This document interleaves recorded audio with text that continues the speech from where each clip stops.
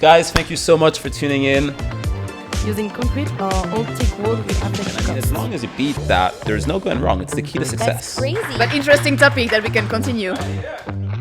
You have got to see this. All right, on today's episode of The Yellow Couch, I've got a very good friend of mine, Putu, that I've known since high school, who's Balinese and Irish, and whose family pretty much have their hands in all sorts of businesses on the island. So I thought it'd be a good idea to have Putu on today to kind of talk about doing business in Bali, the evolution of business in Bali, where the market is heading, maybe a little bit of tips for people that are thinking of having their first investments on the island, and then drift off from there and then see how we go.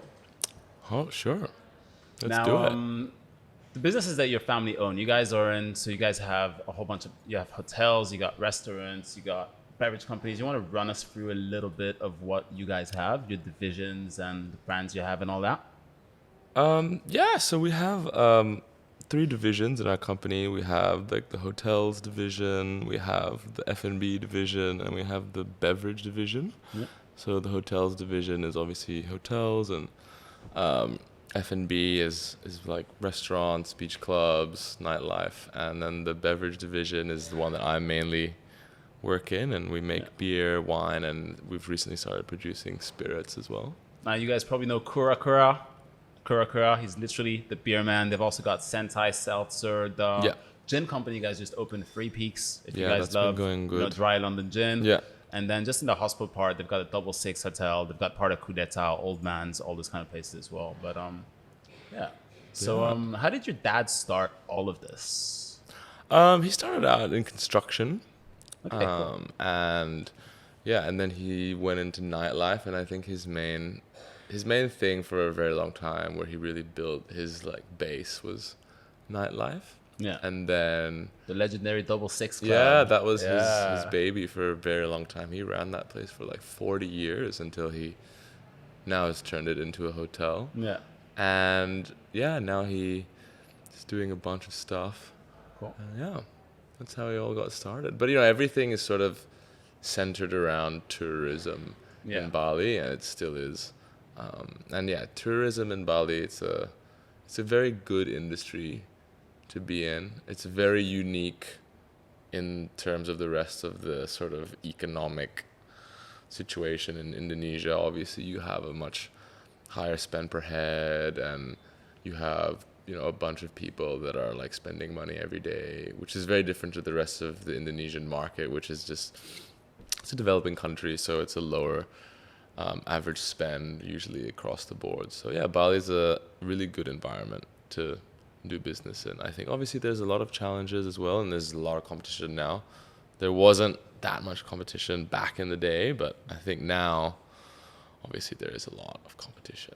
How do you guys make sure that you're ahead of everyone with all the competition that's there now? Because you guys obviously still do very good in most of the businesses that you're running. I mean, staying ahead, it's pretty hard to stay ahead. There's definitely people that are like doing very, very well in each area. I think you just have to stay on top of it and make sure you're always working with the right people, and making sure that you're always looking at what competitors are doing. And I remember we had a little bit of a chat once about why you guys had not invested as much, for example, in other places in Indonesia, and what would you say would be the advantages compared to investing in Jakarta, for example? Because there's a lot of money in Jakarta, right? I think like the way I look at it is like, obviously, if you have a concept and it hits, say it's a cafe or a canned beverage or a hotel concept or whatever it is, and it hits in like the Bali market, right, within the sort of tourist expat ecosystem that Bali Exception also operates in, I think your margins are going to be higher. The market is much more concerned with like quality, but there isn't really the mass scale, whereas if you develop a product that hits in the Indo market, your margins are going to be lower. It's more competitive, but you have a massive market that you could scale across, all 270 million people that live in this country. So it's a totally different demographic if you're developing a restaurant concept, a canned beverage, alcoholic or non-alcoholic, or a hotel concept, whether you're trying to develop it for like the Bali tourism sort of ecosystem or doing something for the Jakarta market, it's totally different. Like a lot of our beverages, I mean, 𝐾𝐿 does well in both, but like a lot of our other beverages, like Santai, for example, it doesn't do very well in Jakarta. Okay. But it does really well in Bali. I mean, 𝐾𝐿 has even expanded to Australia recently, right? 𝐾𝐿 we've exported to Australia for almost a year now in Hong Kong, and we're about to send our first container to Japan. So. Oh, awesome. Congrats. Yeah. That's awesome. It's great. And 𝐾𝐿 has got a different meaning in Japanese as well. Yeah, right? yeah. I just discovered that 𝐾𝐿 actually means tipsy in Japanese. Oh, that's which awesome. Is pretty hilarious, I think. And for those of you guys watching that might not know, 𝐾𝐿 in Indonesian is turtle. Yeah. Right? Means turtle. And turns out it's tipsy in Japanese, Yeah, which is pretty cool. Funny, yeah. Just makes perfect sense. It's pretty funny. But yeah, the story behind 𝐾𝐿 is that my grandmother always used to mention there's a Balinese myth that the island of Bali is on the back of a giant I've turtle. heard that, yeah. And it's all about representing balance, and if you don't respect the balance and the culture, that the turtle will sink, is what my grandma would always joke about. So that story always resonated with me, and that's why I chose to name my beer brand 𝐾𝐿. Awesome. Well, actually, that touches on a very good point on... And it's Galungan right now, so it's right? a very holy time on the island, so yeah. And that touches on a very good point then on what Bali is becoming at the moment, right? Because obviously with everything that's happening, there's a lot of positives and a lot of negatives.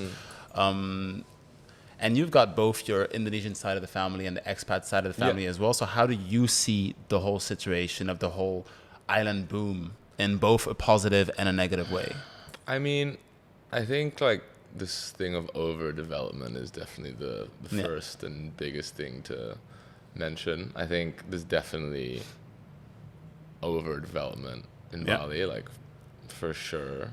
And I think the government really needs to regulate foreign investment somehow. Obviously, like it's much easier said than done, and creating the right framework is very difficult. You know, like for example, a few months ago, the government, you know, they tried to do like this ban on new buildings. I'm sure you guys were talking about that, but then obviously like that didn't happen, and obviously these sort of things happen all the time where they make a rule and they repeal it and it doesn't do much. I think they really need to do something. I'm not going to say that I know what it is, but yeah, they really need to do something to whether it's a tax or whether it's this or that, to sort of, I mean, I know this is a real estate company, but they kind of need to disincentivize that, because otherwise it's just going to look like Pattaya, which is a terrible place in my opinion.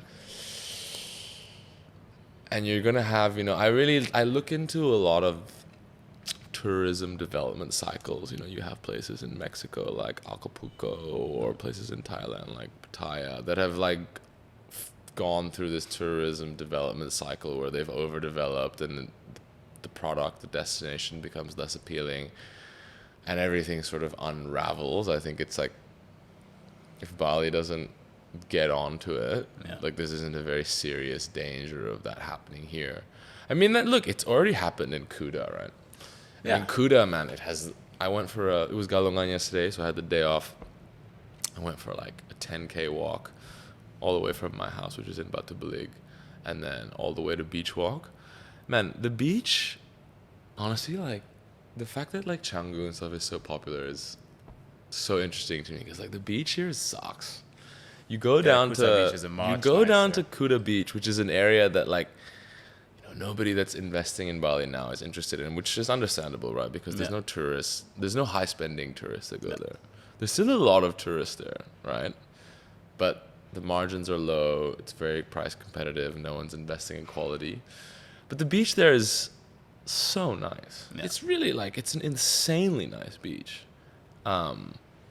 But yeah, it's just sort of overdeveloped, and I think that area will come back. I mean, you already see it happening a little bit. 100%. Some of our friends go there on the weekends now. Like I've been there a few times with my dad recently, because we love to go to Mama's down And there's a few restaurants. There's a little restaurant in Poppies that my mom loves. I forgot the name, but we went there a few Mexican one? Yes. Poco Loco? Yeah. And so we went there. I grew up in Poppies until I was like 5 or 6, so yeah. Yeah, so many good I memories. mean, that area is just, if you go in, like, it's horrible. Like, it's very, like, old, rednecky, bogany vibes, and it's not nice. But I think, like, eventually these things might sort of reemerge. Yeah. You don't know, right? Yeah. But, like, yeah, I think, like, you know, Brawa is becoming super busy now, and Seminyak, I think, will always be kind of safe because it has all those big 5-star hotels that are really nice, all those really nice beach clubs like Kuretan, the Legian, the W, Potato Head, that are, I think those brands are always going to keep executing at a high level and attracting the right people, I think. But yeah, if you go down Kuta way, it's like very much a lower price point. But honestly, it's not, that's the thing, Kuta is not cool, but man, spending a weekend down there is actually really nice. And it's like super simple, everything's super affordable. Yeah, you don't get the best restaurants and the best food, but I don't know, you still get that like old Bali vibe. Yeah. I mean, yeah, there's still a few places we can get an old. But I mean, Bali's massive, right? Like if you look at it in the context of the size of the entire island, like the part of the island that's been developed by the tourism industry is like it's much less than even 10% of the landmass, right? So in that sense, like there's still a lot of room to grow, but like if you have to do that growth in the right way, right? Like this whole like cycle of like, you know, it becomes popular and then it goes down. It's like, it's not good. I agree 100%. I don't really know how to stop that though. But yeah. Well, that's the thing. If they'd be a little bit more strict about, you know, density, about what we can build and everything, it's then all it would about spread zoning, out all over. right? It's all about zoning. Exactly. And for me, then like what happens is like the zoning, everyone changes the zoning, so it's like exactly, and that's one of the big problems. And I mean, as a real estate agent, obviously, I'm happy to be able to sell a lot of stuff. But as you know, I grew up here, and I care about the island and the future of the island as well. And I think that for everyone, including investors, it would be better if we wouldn't be able to build so much in some areas, and if some of the other places in Bali that want to grow as well could have more investment. Yeah. Right? It's all down to the government, right? The thing is, like, this type of problem is not something that can be... this type of problem is not something that can be solved by, like, the private sector. Because, like, the private sector, right? Like, say you own a piece of land, and it's not in the right zoning. Yeah. You want to make your money, right? Like, you're going to do the best you can with your asset to maximize the value of that asset, right? Like, it's kind of like the government is like the developer of the whole island, right? And they are the only ones that can look at the island as a whole. Like every developer is only thinking of maximizing their plot. Yeah. And that's where you get this high density. And yeah, sure, a lot of these people, they know maybe I shouldn't be doing this, it's going to increase. But like, look at the thing that's down from your office, like that. You know that project in Umanas? The one? Yeah, those big, ugly apartments that we won't talk about. Yeah. Horrible. Like, I agree, 100%. Who allowed that? Like, Jesus. And like, I think that is probably one of the most sort of like gross offenses that's, you know, and then you have a lot of other projects that are okay, you know, here and there, but like things like that, like, is just like a blatant sign that like things need to be sort of like tightened up. I mean, I remember back when we were kids and the rule was that we couldn't build higher than the tallest coconut tree. Yeah. Right? I mean, what happened to that rule? If that rule would still be around, or I don't know if it was ever a real rule, I just heard that all the time when we were kids, right? But we couldn't build massive structures like that. And having a few villas here and there isn't that big of a problem, but having massive buildings like that just in the middle of nowhere as well definitely is. And then there's places like Chanidasa, Sidaman, which are beautiful and just don't have that much interest yet, and that could have so much potential. Yeah. What do you think about those places? You go to Chanidasa. I love Chanidasa. Yeah, it's great. It's a shame they don't really have nice beaches there, though. But like they're reclaiming the beach. They're actually reclaiming the beach. They've been talking about it for the last 10 years, and they have finally started doing it a couple of months ago. Because you know how a whole bunch of that beach was destroyed, and then there was the erosion, and that's why they have all of these like concrete piers down there. And so now they've started a whole reclamation project, which is going to be a few kilometers, and it's going to change the whole vibe down there. The Chanidasa is great. I think places like in the center of Bali, like Munduk and all those kind of areas are really cool as well.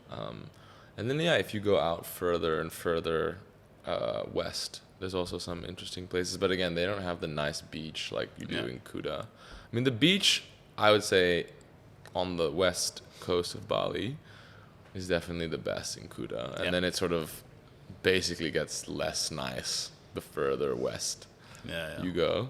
But it becomes more trendy as well. Like you're seeing like in 𝐂𝐿𝐴 and stuff like that. That's a super duper trendy expat-y kind of area now as well. I mean, I think that was also... it's just like sort of normal kind of urban sprawl, right, that you see in most cities. But the difference here being is it's like less regulated than it is in other parts of the world. What's your view on Uluwatu right now? You guys have invested in a few venues in Uluwatu last year. Uluwatu is great. It's growing very fast. The numbers coming out of there are like good for tourism, and you're getting like a higher average spend type person going to Uluwatu. Higher there than in Canggu. In our venues, yeah. Interesting, because that used to be the opposite, right? Because it used to be all the surfers and Uluwatu is really what Uluwatu, I think, is really like what's sort of much more in line with the brand image of what people think of what they want out of a Bali holiday, right? They want, I think, like Bali's brand perception from like people that haven't been before is like it's this sort of, well, first of all, like, it has an amazing, unique culture. I think that's the first thing.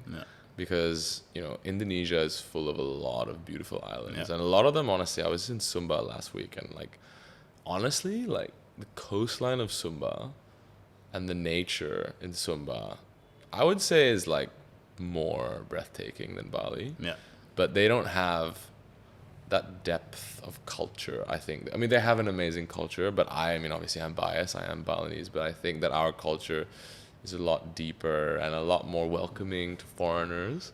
So I think that is the reason why Bali is what it is. 100%. Like, you cannot deny that. There's so many islands in Indonesia that have better waves, better beaches, but Bali is what it is because of the culture, right? So they have the culture, but then on top of that, there's a lot of beautiful beaches also. But then I think what a lot of people like about Bali as well is they have like a lot of great nightlife, amazing restaurants. I mean, honestly, the restaurant scene in Bali just keeps on getting better and better and better. I think it's like some of the places here are honestly on par with things you'd find in New York, London, or Melbourne or anything like that. So it's got all of the things that you want out of an island, but also all these amazing things that you get from cities, like amazing gyms, amazing hotels. So it's like this perfect mix. And I think that's what Bali has, that honestly, like, I've been all over Thailand. Nowhere in Thailand really has that mix.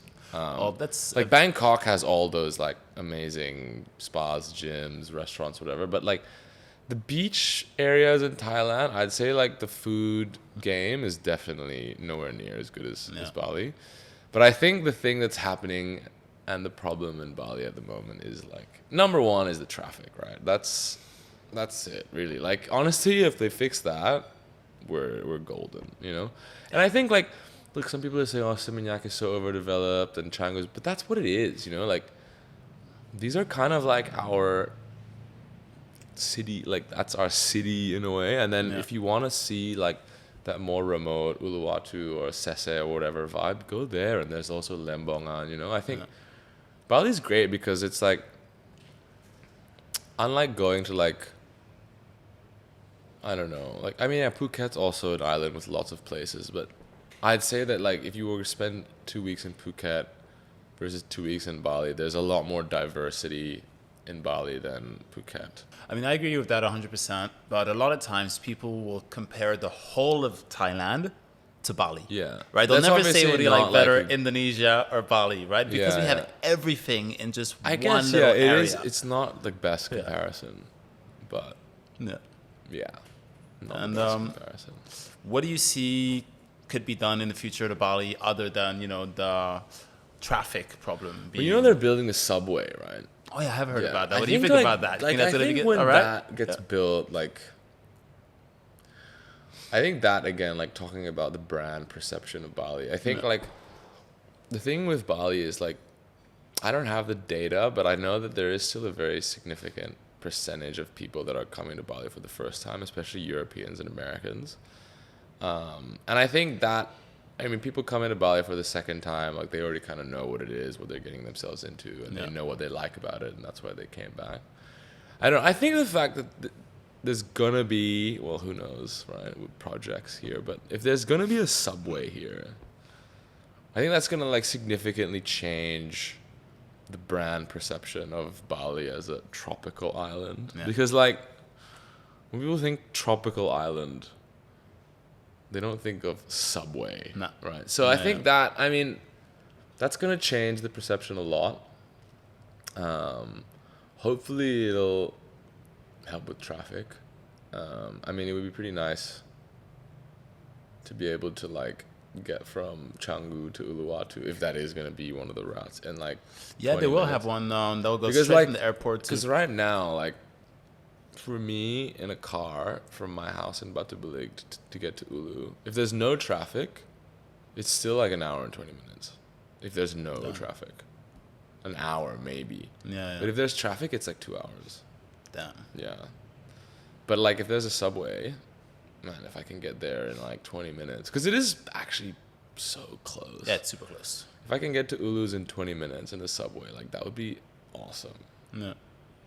And not only then what they need to figure out is like the last leg logistics, right? Because then you're gonna have all these 𝐘𝐄𝐋𝐋𝐈 out of all the subway stations, and they need to sort of like regulate that, because the problem is like usually in places that have subways, they also have a lot of footpaths, which Bali doesn't really have. So I mean, they've built some in Canggu recently, right? We had none like 4 or 5 years ago, and now we've got a whole bunch of sidewalks around Canggu. Not as much as in 𝐘𝐿, but it is getting there little by little.